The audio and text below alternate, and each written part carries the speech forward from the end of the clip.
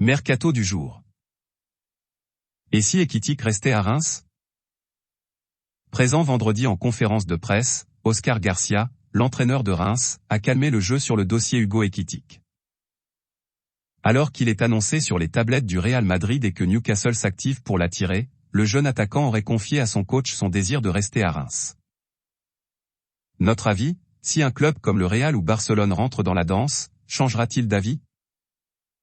Raphinha à Barcelone, ça brûle. Selon AS, les discussions entre Raphinha et le FC Barcelone sont bouillantes. L'ancien Rennais aurait refusé une offre mirobolante de Chelsea pour réaliser son rêve de jouer au Barça et cette idée se profile bien. Le FC Barcelone devrait payer 60 millions d'euros en 3 fois pour l'international brésilien.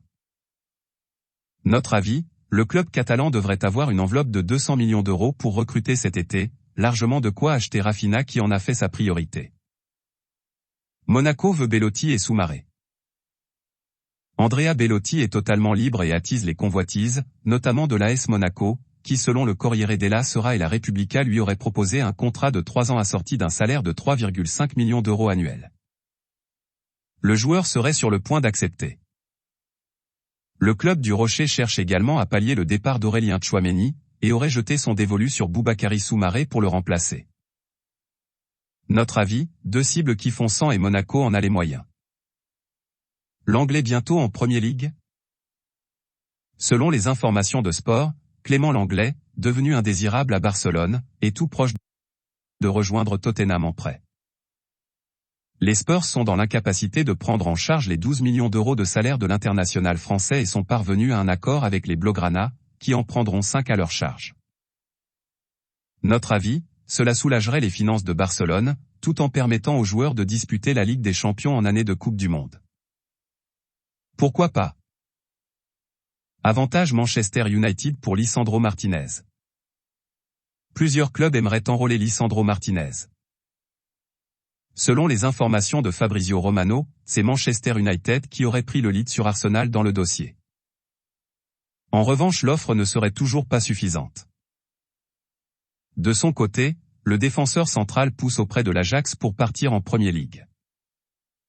Notre avis, Lisandro Martinez et Erik ten Hag se connaissent très bien. Le second a déjà entraîné le premier, avantage United dans ce dossier. L'OL vise Tagliafico. L'Olympique lyonnais rebondit vite après l'échec Malacia.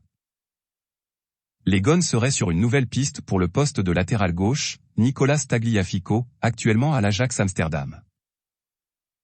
Son club demande entre 4 et 5 millions d'euros, plusieurs autres écuries sont sur le coup, FC Barcelone, Naples ou Brighton. Notre avis, excellent rapport qualité-prix, mais le latéral veut jouer la Ligue des Champions, pour laquelle l'OL n'est pas qualifié. Santos rêve toujours de Neymar. Dans une interview accordée à Radio Guarulhos, Andrés Ruda, président de Santos, a confié vouloir faire revenir Neymar là où tout a commencé pour lui, avec ce qui lui arrive au PSG, Santos gardera toujours ses portes ouvertes, pour Neymar, et en rêvera. Quand il est parti, il a dit qu'il reviendrait. Nous parlons.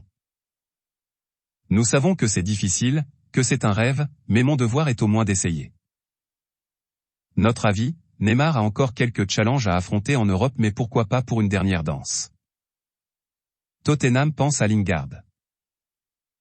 Jesse Lingard est libre et le club londonien pense à lui pour renforcer son entrejeu selon le Télégraphe. Les Spurs doivent recruter anglais, puisque leur quota de joueurs étrangers dans l'effectif est atteint. Ça tombe bien pour l'ex-Red Devil. Notre avis, Lingard ne sera pas dépaysé et Tottenham recrute local, good deal. La Juve sur un joueur de la Roma.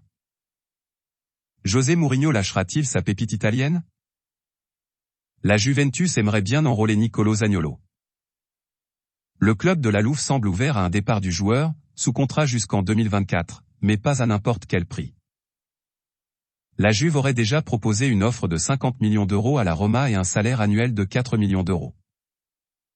Notre avis, la Roma acceptera-t-elle de renforcer un adversaire direct? Voilà, c'est pour tout aujourd'hui. Si vous avez aimé la vidéo, n'hésitez pas à la liker, partager et surtout vous abonner pour ne pas rater mes prochaines vidéos. Merci.